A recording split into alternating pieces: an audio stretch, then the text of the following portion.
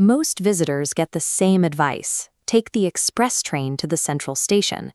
It sounds efficient, but it is a significant logistical mistake. The issue is the last mile problem. The time it takes to reach a central railway hub doesn't represent the time it takes to actually reach your hotel room. Arriving at a massive hub like Roma Termini often means your journey is just beginning. You still have to navigate crowded platforms, find a secondary metro connection, and drag your luggage through busy streets. True efficiency requires looking at the complete journey. You have to find your hotel on a map first, and then work backward to the airport terminal. Prioritizing a heavily advertised express transfer over your actual final destination often creates more stress than it saves. The optimal choice depends on 3 specific variables: your exact hotel location, the number of people in your group, and the amount of luggage you have to carry. It also depends on where you land. Fiumicino is the city's main international hub and features a built-in railway station, making it highly accessible. In contrast, Ciampino is a smaller airport used by low-cost carriers. While geographically closer to the city, it lacks a direct train link, forcing travelers to rely on the roads. Then there is the geography of the city itself. Rome uses the ancient Aurelian Walls to define the official zone for fixed-fare taxi pricing. If you ignore these constraints and follow generic travel advice, you are likely to have a frustrating and inefficient arrival. From Fiumicino, the Leonardo Express offers a direct 32-minute ride to Roma Termini for €14. That ticket is the simplest option if you are staying in the immediate Termini area or connecting to a long-distance train. However, it's a mistake for those staying in Trastevere or near the Vatican. You'll end up traveling farther than necessary and then having to cross the city again with your bags.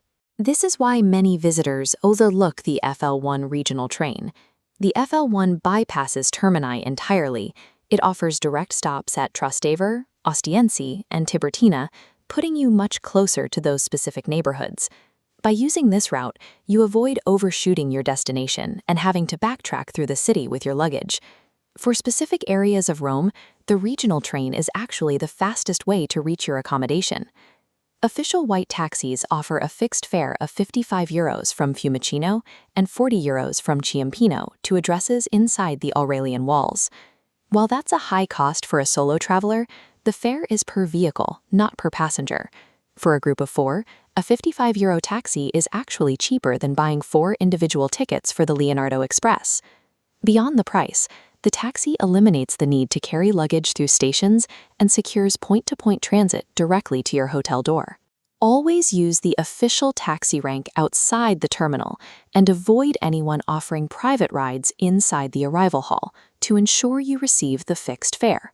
For families with young children or anyone managing heavy suitcases, the direct route is a practical trade-off that simplifies the arrival. At Ciampino, the lack of a train station forces you to choose between private shuttles or public bus routes. Private shuttle buses offer a very cheap ticket to reach the city center. However, most of these buses drop you at Termini, meaning you still need a secondary connection to reach the historic areas, and you're vulnerable to unpredictable traffic.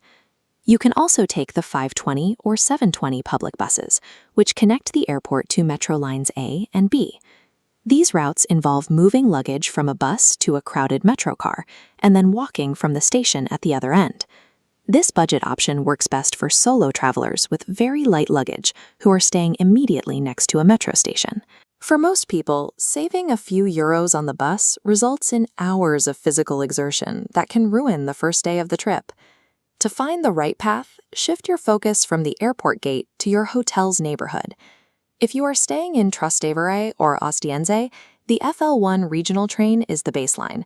Walking these cobblestones with heavy luggage is difficult, so you want to arrive at a local station rather than Termini. For hotels near the Vatican or in Prati, the express trains to Termini force you into a long secondary journey across the city. In the historic core around the Pantheon or Campo dei Fiori, where there are no direct train links, a fixed-fare taxi removes the final connection completely. For the Colosseum and Monte area, your proximity to a Metro Line B station determines if a train-to-metro connection is practical.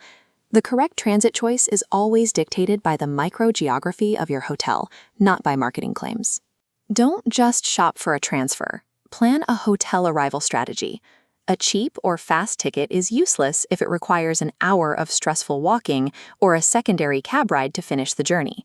Find your hotel on a map first and reverse engineer your path back to the terminal. The best option is the one that brings you closest to your final destination with the fewest changes and the least amount of stress.